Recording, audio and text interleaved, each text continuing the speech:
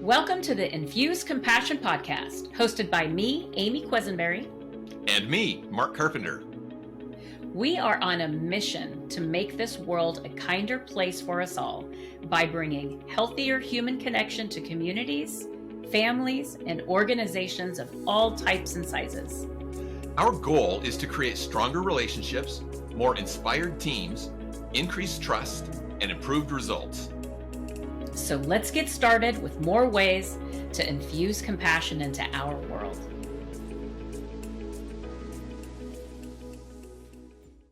Welcome, Compassionators, to another episode of the Infuse Compassion podcast. I am really excited about today's topic. It's something that I've experienced in my life, that I've struggled with at times, and I'm so glad that we've got an expert on our podcast today to talk about this topic. And I'm going to hand it off to my friend and co-host, Amy Quisenberry, to introduce our guest. Thank you so much, set up our Mark. Topic for today. Our guest is a dear friend of mine, Rebecca Ali. Rebecca and I have been friends for years. We worked together years ago. Rebecca is a seasoned human resources and business consultant with a strong track record in talent acquisition, employee engagement, and strategic business planning. With a master's in human resources management from Georgetown University and an MBA from the University of Richmond, she has led HR and business initiatives across corporate, nonprofit, and small business sectors. As the founder of Rebecca Ali Consulting, she specializes in helping small businesses and startups create sustainable HR practices to help them succeed. Rebecca is passionate about mentoring. She volunteers with Hire Heroes, supporting career transitions for military personnel and their spouses. Outside of work, she's a mom of twin teenagers, the preferred human of her rescue beagle, Daisy, and the third tier human of her two rescue cats. In her spare time, Rebecca loves to travel, read, and spend time outdoors with her family. You can contact her through her website, RebeccaAli.com, RebeccaAli.com. We're going to give you that to you at the end as well. Rebecca, welcome. Thank you. Thank you, Mark and Amy. Hey, I'm so excited here to talk about this important topic, which you're going to introduce in a little bit. We're leaving people wanting more. That's right. So we're going to talk about burnout, right? So I want us to dig into it. Yeah, we are. What is burnout? Tell us. Break it down. That's a great question. And I think if you asked 100 people, they might give you all different answers. But a lot of what I'm going to talk about today is actually research based. Christina Maslach, who is it's Dr. Christina Maslach, who's a professor emeritus at UC Berkeley, has done decades worth of research on burnout. And a lot of what I'm going to sort of talk about today is based on that research and also just other sources. So hopefully, we'll talk a little bit more about that. But what is burnout? So I think it was 2018 or 2019, the World Health Organization actually came out with a real definition for burnout. And they sort of centered it in the workplace. So their definition is chronic workplace stress that hasn't been successfully managed. So I sort of go, yeah, but I can also feel burnt out at home a little bit too. But we're primarily, for the purposes of this podcast, going to talk about burnout at work. Perfect. Thank you. I love having that definition because you hear a lot of people say, I'm burned out. Yeah. And I think, okay, you're not burned out in terms of what I think burnout is. Yeah. It just feels a little different because I love that you started with, you ask 100 people, get 100 different definitions. So I like that there's a definition. I'm also a little surprised that it took till 2018 for a formal definition to come out. Yeah, I think maybe even 2019. But I think the sort of the beginning of the research started with doctors. Doctors and people who go through medical school and internships and all the things that they do, um, they they're working really hard. They're burning their candle at both ends. And so I think that that's kind of where it started. And then when it became more talked about and more, I think, prevalent in the um, just general population, they were like, oh, well, this actually is a problem. And so we need to define it. And, it's characterized by sort of three different buckets, which I think we're going to sort of talk about next, or three different um, sort of symptoms. I don't know if that's the right word, but, exhaustion, um, sort of cynicism, and what we call low professional efficacy, which I'm going to sort of talk about what that means, because for if I were listening to this and I didn't know anything about burnout, I'd be like, what does that mean? What do you mean exhausted? So exhausted, mental and physical exhaustion. And I'm not talking about I'm really tired today. I'm talking about persistent, consistent, like mental and physical exhaustion. Cynicism might be just like work detachment, like you just don't care anymore, or nothing's worth it anymore kind of feeling when you're working in your office. And then reduced professional efficacy really means what I kind of call that low job self-esteem. So maybe you feel underappreciated or imposter syndrome. But again, not like, oh, I didn't do a very good job on that project. This is long term, persistent, consistent. And when I say that, I always kind of have to qualify it, because I'm like, my long term might not be your long term. So it could be months, could be years, could be decades. Like, everyone's tolerance is a little bit different, which I think we're going to talk about a little bit later. But it's one of those things where it's not you're having a bad day or a bad week. You're having real big, big exhaustion for a long period of time. So there's a couple, like my head is kind of exploding with how many different areas that we could go to. And I'm sure the guests, our Yeah. compassionators, as we affectionately call them, and I'm sure Mark is too. I kind of want to dig into a little bit of the science, right? So let's go there. Let's talk about Yeah. the science. Let's dig into that, because we heard some good examples, but what's going on inside? Yeah, when I first started researching burnout a couple of years ago, I found this to be really fascinating and very clarifying, actually. Um, a lot of people think of burnout as sort of a personal failing. I'm not enough.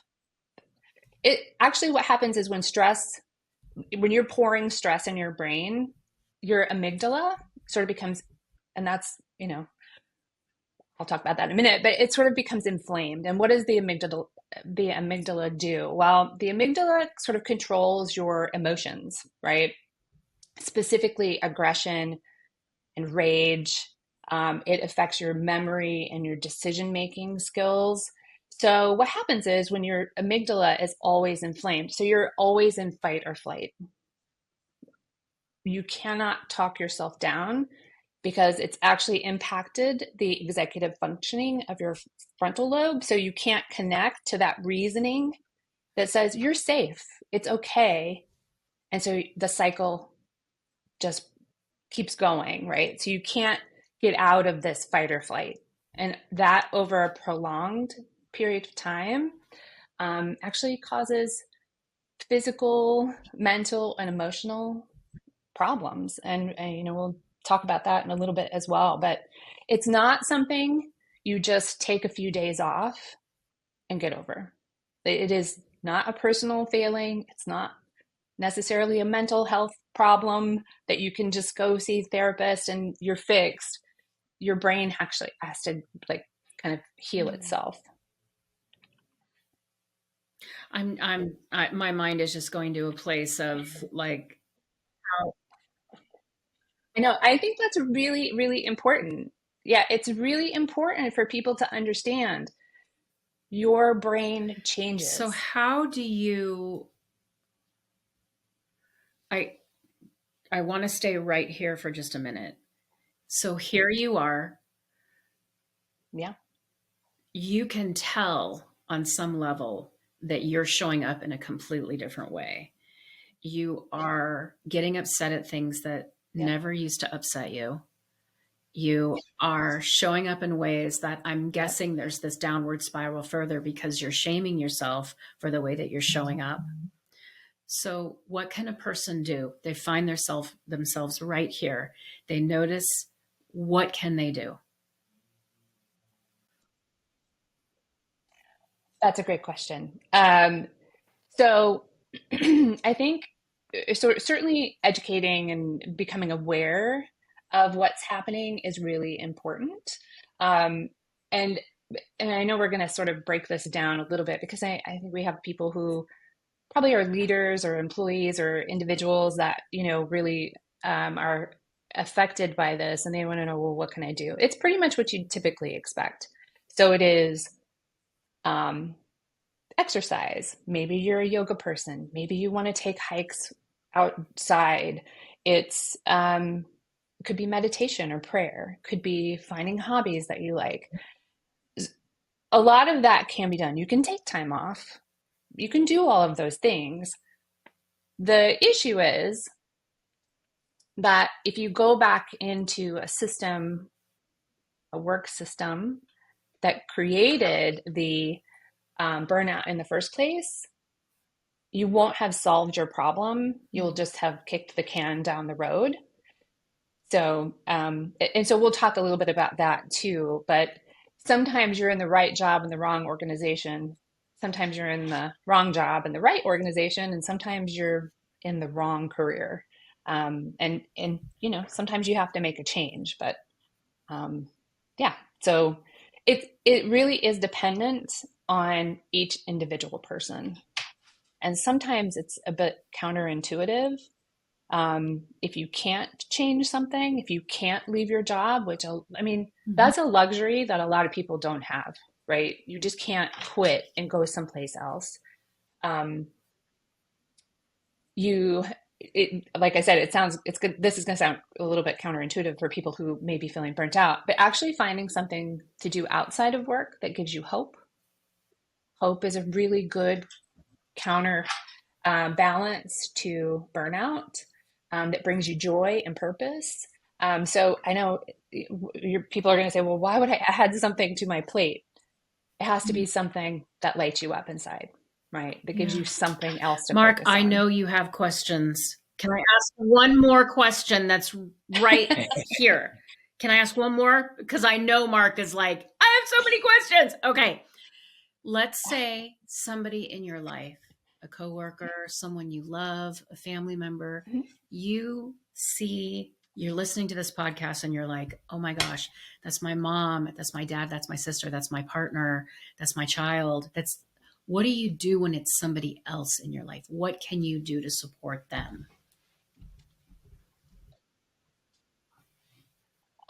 So, I'm not a therapist. I'm not that educated, but kind of where I would start is actually digging into more of the sort of, and we're going to talk about this in a minute, sort of the causes of burnout. Like, I think just being a supportive, listening ear sometimes, or saying, "Hey, I've noticed that you know you're," and sort of sometimes people cope with substances, right? Sometimes it's they've detached from their social circles. Sometimes it's just saying, "Hey, I've noticed something's up. Would you like to talk about it? I'm concerned," and really just opening up that conversation. If you're a partner or a spouse and that person is like, I don't think I can do this anymore, have those conversations. But I think just letting people know that you see something's happening is a really good first step. But I would also sort of dig into, I'm a data person, I'm a science. I need to research, I need a lot of information before I take action, which is a blessing and a curse sometimes. But I would want to know more about Thank you. what I would be looking for. Yeah. And I was really going to take it along that same path there, Rebecca, which is, so maybe I'm not in burnout. And I can think of times that I have been. As I'm listening to you, I'm remembering times in my life where I'm Mhm. experiencing all of those things that you're talking about. What do I do to make sure that I stay out of burnout in the first place? What are my preventative measures? Yeah, I think that's a really good question. I think if I were an employee in a business, or if I were, uh, sort of trying to prevent this from happening to me, I would get really good at self-advocating. I would get really good at understanding um, if I am in a healthy environment. I would become really aware of, um, you know, uh, the people around me, who I'm surrounding myself with. Is this a good environment? Is this something I can change? I think growth mindset is a really good way to um, sort of experience life. My personal thing is, but I think I would really want to understand, hey, you know, is this where I need to be? Do I need to learn something else? There's actually a really good article I found in the Harvard Business Review. I think it's called "What Your Burnout is Trying to Tell You Something," and it was actually written by a fella. I think his name is Justin Pumphrey, and he really talks about, he's an executive coach, but he's also something else which I can't remember. But he sort of talks about, maybe you've outgrown your job.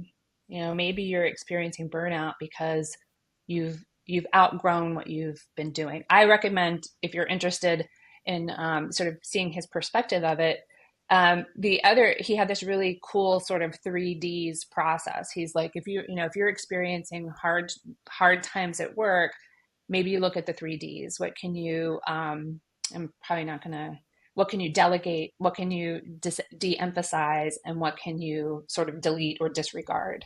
Like, what's on our plate, but we can move up if it's a workload issue. And we haven't really kind of gotten to the causes of burnout yet, which I think might help clarify your question a little bit too. Is like, what do we look for when we talk about burnout, or like, what are the main causes of burnout? I think that will help clarify that question too.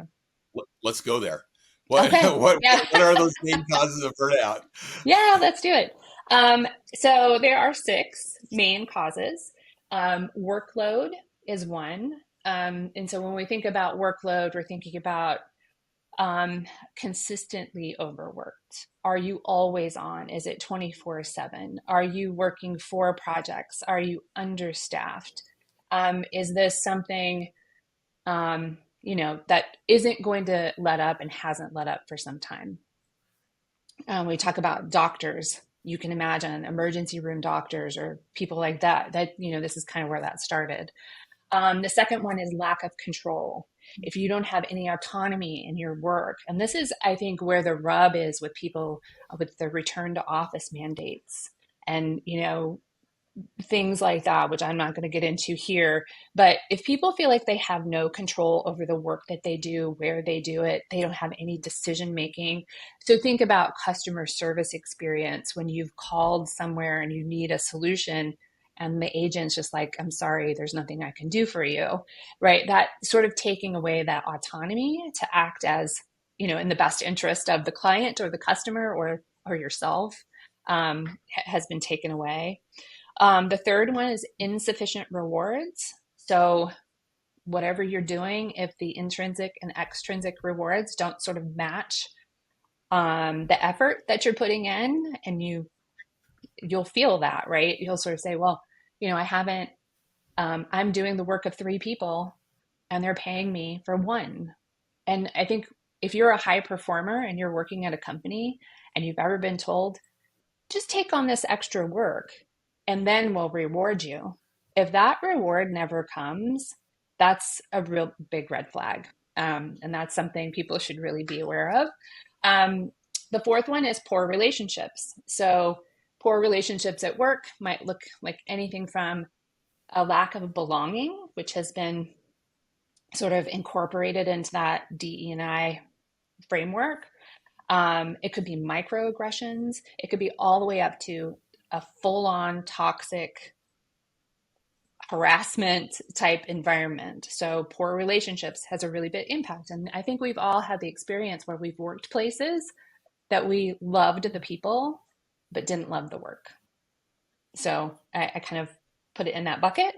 The fifth one is a lack of fairness. So bias, favoritism, an unevenly distributed workload. So if you're one of those high performers, let's say you're doing some sort of group project or group work, and you have a couple of people who just don't ever do anything, over time, that will eat away at your sort of ability to bounce back and be resilient.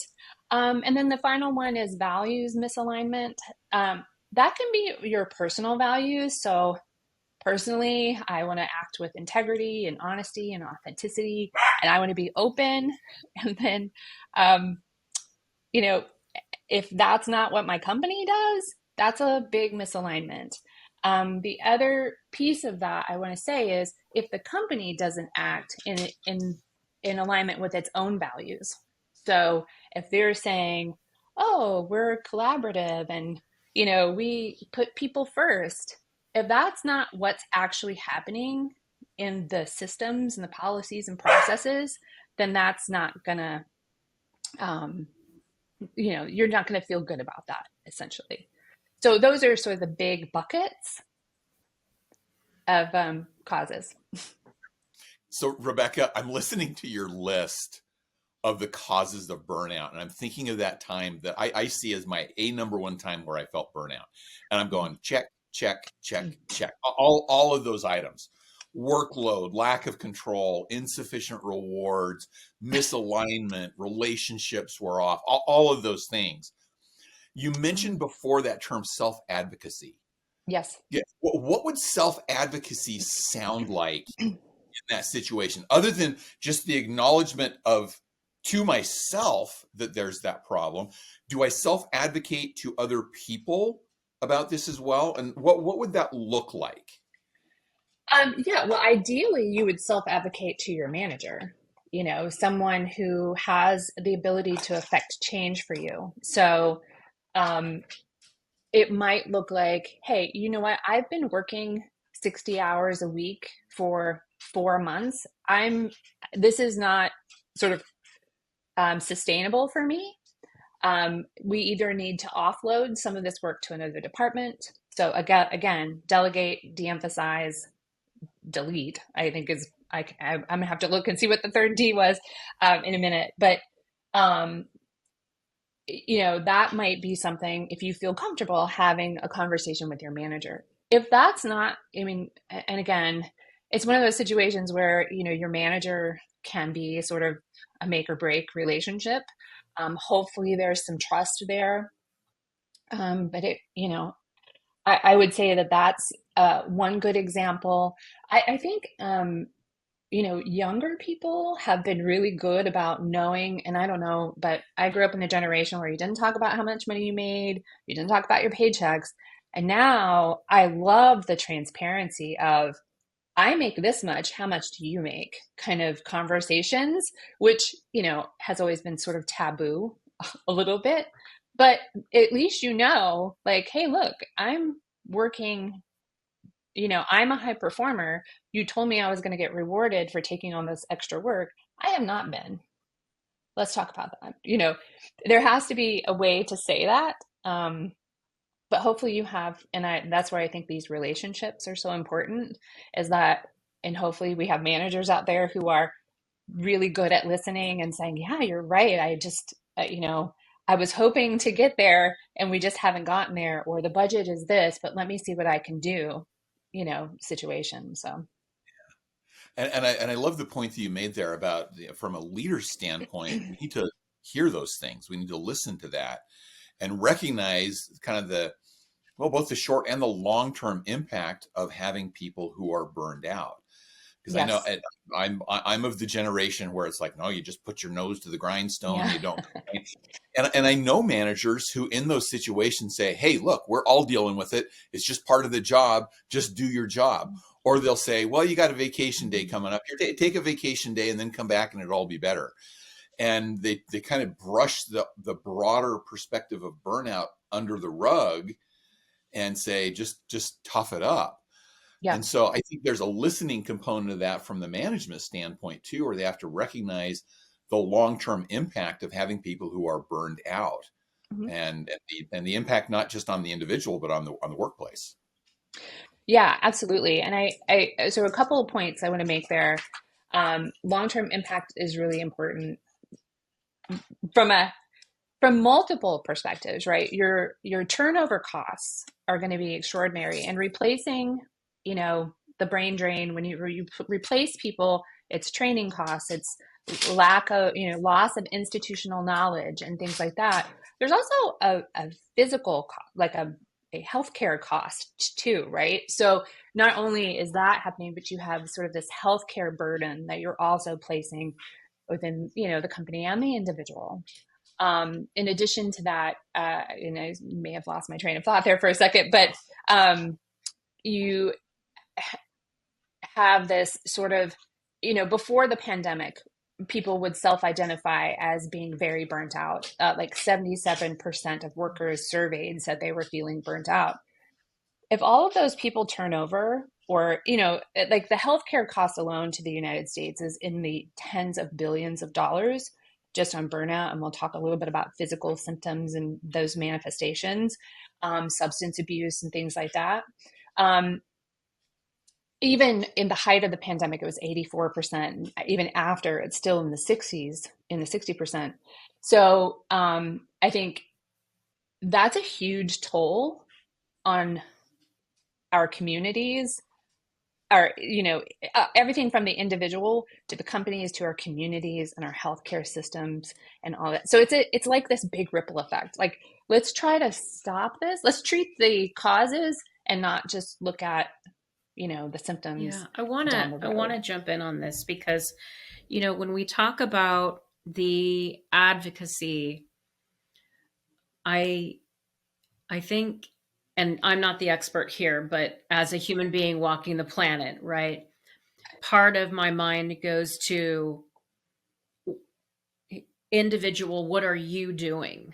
So, are you putting in healthy practices, healthy preventative practices, scheduling a walk outside, scheduling a meditation, scheduling a lunch with friends, scheduling time to read, taking the time to say, I don't know what lights me up. Okay, that's okay. That's okay. Let's go on an adventure and find what's going to light me up. Like, let's open our minds and figure out. Now, am I oversimplifying it? Am I oversimplifying the ease of doing this? Because let's keep it real, Rebecca. Tell me if you're like, yeah, Amy, that sounds good and all, but so I'd love to hear your thoughts on that. So possibly oversimplification of that part, but I say if you do that regularly, you're less likely maybe to burn out. If you are already in full-blown burnout, that's probably not enough, right? So I'm a big proponent of self-care. I exercise almost every day, just mostly for my mental health, but also because, it's good for aging, and things like that. But yes, putting in healthy habits from the jump is really important. A lot of people just don't have that. They were never taught. No one ever told them they could. They don't have time. They've got kids and rescue beagles, and they just haven't learned to prioritize themselves first. And I think if we go back to that brain health and sort of these potential impacts. So when we talk about sort of the physical manifestations of burnout, it's high blood pressure, it's cardiovascular disease, it's fatigue and headaches, it could be migraines, could be all kinds of things physically going on with you. And that's no fun, right? Then you talk about, irritability and withdrawing from the people and things that you love. And you just can't seem to get out of that cycle of I don't want to be here. I don't want to do this. You're just so in the depths of this sort of, and it's not classified as a disease. It causes diseases. Um, but it, you might see people doing more substances. Maybe they're coping with alcohol or drugs or whatever other things. Sort of makes them forget for a moment how exhausted they are, or and of course, all of these things don't help. They actually continue the cycle. Um, I think it's a little bit. It depends on where you are, and I think it's really important to understand too that burnout isn't a zero or Mhm. it isn't an all or nothing, right? Yeah. Burnout can look like sort of a spectrum, um, And and that, and what I heard Amy saying also was tying back to that question about prevention. yeah. That a lot of those that we build in regular exercise, we build in regular assessments with ourselves about alignment to values, and if we know what burnout looks like, we can say, okay, what am I doing now to keep myself from getting to that point?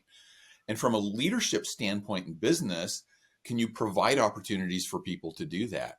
Amy, you're talking about scheduled walk or scheduled time out with people.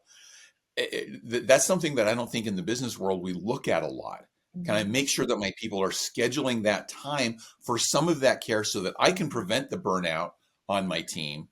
And back to Rebecca's point, avoid the costs that come from burnout of high turnover and lower productivity, high health costs, all of those kinds of issues. So I think that's a point Mhm. around the prevention side of it Yeah, and as I well. think, so much of it is trying to get leadership to look at, a lot of these data points that you're bringing up, to get leadership to look at the impact when this is done or when this is not done. And, the I don't know, my mind kind of goes to the data that you talk about. Um, I'm curious, is there a place where businesses can go, leaders can go to find data if they want to learn more? We have a lot more to talk about, but since we're talking about, um, Yeah. Mark brought up a really good point of leadership. And so I kind of want to stay here for just a second. Are you Mhm. off the top of your head? Sorry. Are you off the top of your head aware, or maybe there's something we can give our listeners later that we can include in the notes where they can go to learn more and get some data? Sorry, I'm going to say one more thing because I'm asking you like 5 questions, but I want to but I want to like make this really clear. That's I'm a good. mid-level manager. Okay, I'm not, but let's say I am. I'm a mid-level manager, and I know there are employees on my team in my department that are matching the description that you're talking about, and I feel powerless. I feel powerless to influence leadership, executive leadership. Where can we send that person? So a couple of great questions. I'm going to try to remember Sorry. my borderline Sorry. ADHD brain can only handle my short term working memory is like, okay, let me. So there are tons of resources. There are books. Christina Maslach has a few books which she's co-authored or authored that are great resources. Harvard Business Review regularly has articles about burnout, and I think that there are other authors and other publications you can kind of look into if you're a reader, right? If that's your thing. I'm sure that there are other podcasts about burnout out there as well. I'm not 100% sure. But in terms of if I'm a leader and I am watching my team go through this, first I want to assess, am I also going through this? I'm going to self-reflect and say, am I not able to bring my best self to this team because I am also suffering from different aspects of burnout? Um, so I'm going to educate myself. I'm going to self-assess and I'm going to figure out what's going on. And then I'm going to see kind of where my power lies. So if I am a manager and let's say I work for someone who's very um, financial financially driven. And I look at my team of 10 people and I say, look, if I have to replace 4 people this year because we're not doing the right thing by them, it's going to cost this much. Or we can tweak a few things and do this instead. So I tend to put things in financial impact because that's usually what business leaders respond to. As an HR person in my past, now in my future, I tend to bring it down to dollar signs, because if I go in and say, look, you know, my 4 people are going to quit if I don't do something, the boss might will just hire someone new without understanding what the cost is of that. Um, you know, maybe there's a different answer. Thank you. Yeah. Yeah. And Did that I answer is your so that question? is leaders, you need to know the business and think through the impact. Play that tape forward. What is it going to look like without X number of resources, team members on the team? What does that look like? Get really clear on what the data, particularly financial, because when we're dealing with the executive level, that's a lot of times what we're looking at, right? What's the client impact, right? What's the cost to what's the cost to rehire, retrain, all of that? How long before they're able to get to the level that those employees were, right? Sometimes it's 6 months, 9 months, sometimes it's a year before they could get there. So, anyways, thank you. Yeah, yeah, of course. And I would say too, it's Mm, never going to be just one team. That is going to be a ripple that people maybe aren't talking about it because burnout is stigmatized, and we can talk about that a little bit as well. So it's you might see a huge amount of turnover and not know why, but I'll bet you if you pulled the layers of the onion off a little bit, you would see the same things happening, and probably all these other managers are feeling powerless as well. But if you even blow that up bigger, that's impacting your employment brand. Who are you going to hire if people? I mean, now we have things like Glassdoor and salary.com where people are leaving Yelp. I don't know, like where people are leaving their reviews, but word gets out, and if you want the best people, you don't want to let something like this fester and, become a bigger problem. It yeah. impacts a lot of different things. Yeah, and Rebecca, you mentioned that stigma, and I'm Mhm. glad you brought that up because I was thinking of that when you were talking about if you're a leader and you're experiencing burnout, think about what it's doing to your team. Because in my situation, I did have a team of 5 people. And I was so focused on my burnout, sometimes I lost track of theirs, but I didn't feel like I could talk about it because I didn't want to come across as a whiner. I didn't want to be the complainer, the squeaky wheel, the bad employee. Talk to me a little bit more about that stigma that comes in play when we're feeling burnout and not wanting to talk about it. Yeah, so there are a couple of really interesting pieces to this. So there are gender differences, which we'll talk about in just a minute, but I think generally the stigma is centered around our culture. And I don't think this is an American, like a US problem. I think you see this in other Western type countries too. But um,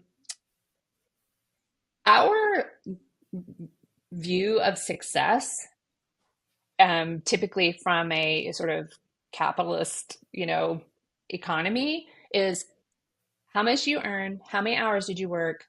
Oh my gosh, what do you like? What you do is who you are, right? And so if you are saying, I'm tired, that's again, as we talked about at the beginning, that seems like a personal failing. You just aren't tough enough. It's a you problem, not an us problem. Like, why aren't you enough? You're weak, right? And so it's sort of seen as this, I can't say anything because I will be ostracized, demoted, maybe fired. Like, you know, people will look at me differently if I admit to this problem. And, you know, I mentioned gender differences. It's really interesting because sort of females experience more of the exhaustion and they're more likely to seek help. Men experience more of the cynicism and detachment and they're less likely to seek help. And so I think that's another important point here is that if you are, you know, a fella in the work environment and you're experiencing these things, everybody's probably experiencing it too and just not saying anything. So I think it's really important. Seek help. You know, like it's okay. It's not, so we talked about the brain. You can't help it after a certain point. You're never going to talk yourself out of it. So Yeah, I must be some of both because I experienced both cynicism and exhaustion during that time. yeah, But I love the point you made there that if you're experiencing it, it's likely that other people are too. But yeah, we're all trying to mask it. We're all trying to hide yes, that mm-hmm. because of that culture of achievement. And well, I don't want to look like I'm weak, and it doesn't look like anybody else has this problem. It's probably just me. And I love that you brought that up. Mm-hmm. It's probably not just you.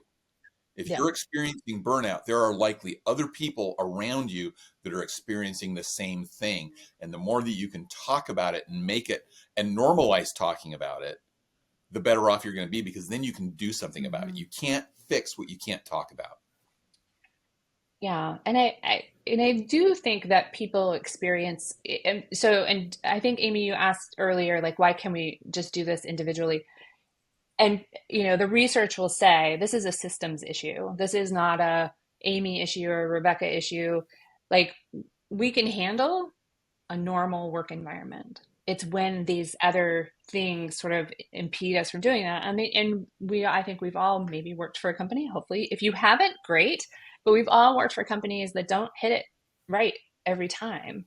And, um, and it sort of grinds you down.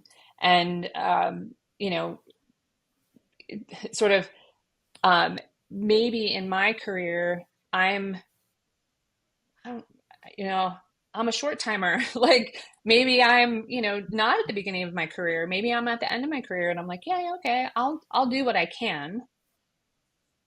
The rest, you know, the rest will sort of drop off. It's okay. Maybe I'm at the beginning of my career and I'm like, this, I have to pay off my student loans.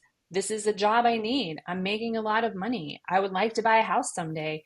I don't have time to feel sorry for myself. I don't have time to, think about this in another way. So I think sort of, maybe I have a really strong external support network. Maybe I have hobbies that I love or volunteer work that I love. And work is just something I have to go and do. And it's not that serious, right? It just depends on sort of who you are and how much you put into it and where you are and generationally and career wise. So I think everyone sort of experiences it differently. And that's not something I think people talk about enough, is that like I might care about something you don't care about, like that might bother me and it doesn't bother you, kind of thing. So I think that's really important to like Mm-hmm. understand as well. Oh. There is so much here. I'm kind of thinking through our conversations leading up to this. What are some this is so big. Where do you take us next in this conversation, Rebecca? Or Mark, did you have another question before we ask her? Like, is there anything that we haven't talked about that our listeners, our compassionators really need to know, need to hear?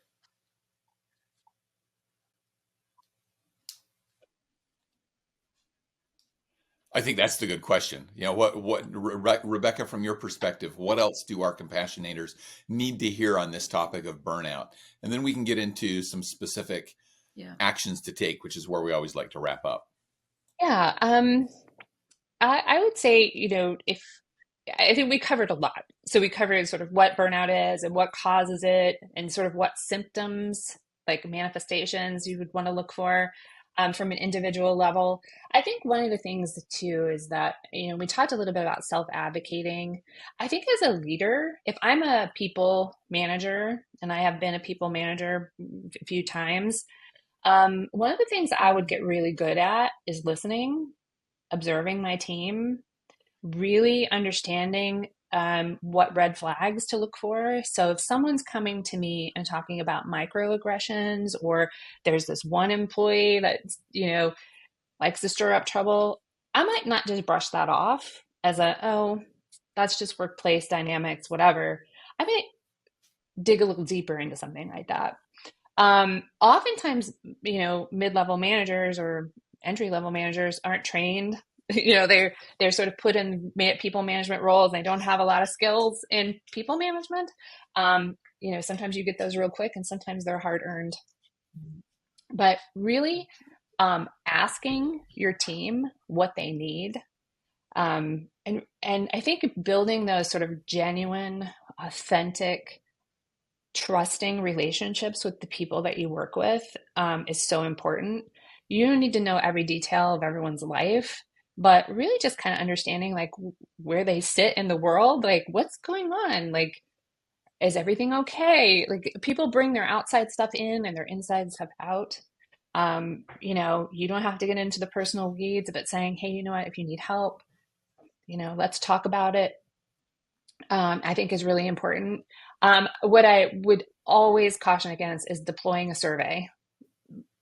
For Please don't deploy a survey. There is something called the Maslow Burnout Inventory. You can deploy that as an organization. You can even take it as an individual, and I think we're going to put the link to a couple of different resources in the show notes. But don't do that unless you really plan on making change. Unless you are in a position of power and you can make change, I recommend against surveys because people are surveyed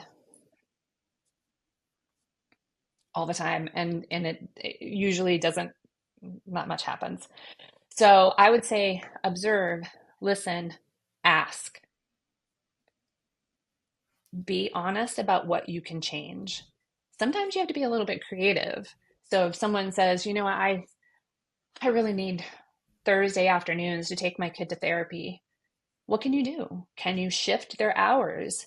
Can you fill in? Like what as a team and as a manager are you willing to do, and what can you do to sort of look at these sort of 6 causes that we talked about and say, oh yeah, that's an easy one. Yeah. I can take care of that. Wow. I love that. Very actionable. We absolutely will include the link. You referred to that as, did you call it an assessment, a survey? I forget, the Maslow burnout inventory. Oh, Inventory. inventory. There it is. Inventory. Okay.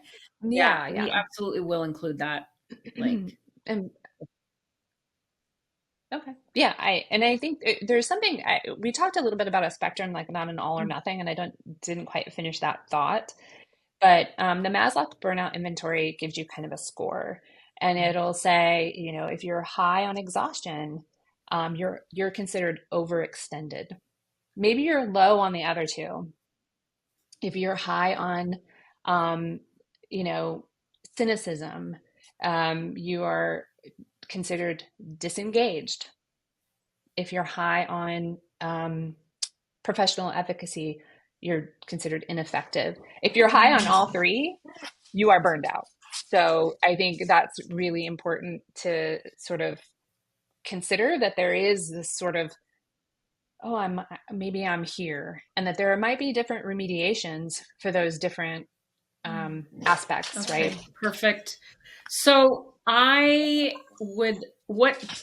of the things we love to do is we love to leave our compassionators with what's one actionable thing that they could do. What's a takeaway? What's one actionable thing that they could do right now to prevent, to learn? I don't know, like, where's your mind taking you? Because there's a lot. We talked about a whole swimming pool full of stuff. Yeah, for sure.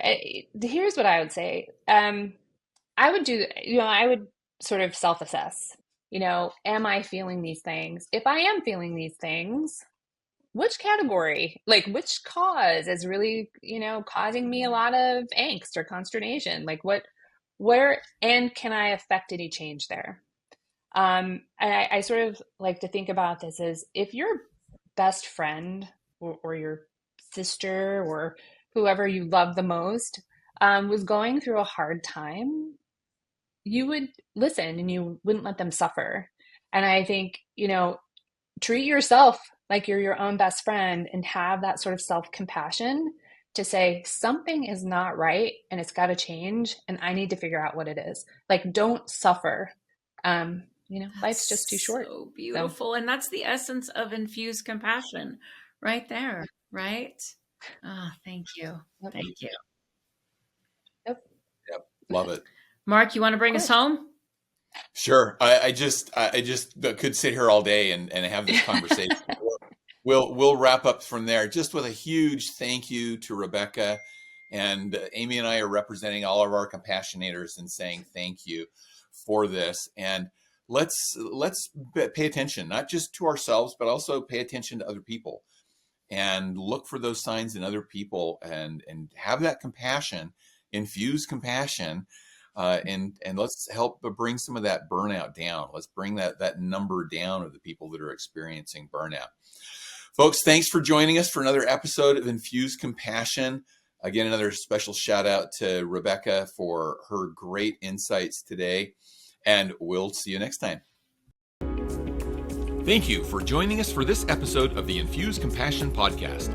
If you enjoyed the conversation, please share a review and like the podcast so other compassionators can join us. Until next time, let's all do something each day to infuse compassion into the world. For more information on our guests, see the show notes. For more information on Mark and Amy, go to infusecompassion.com.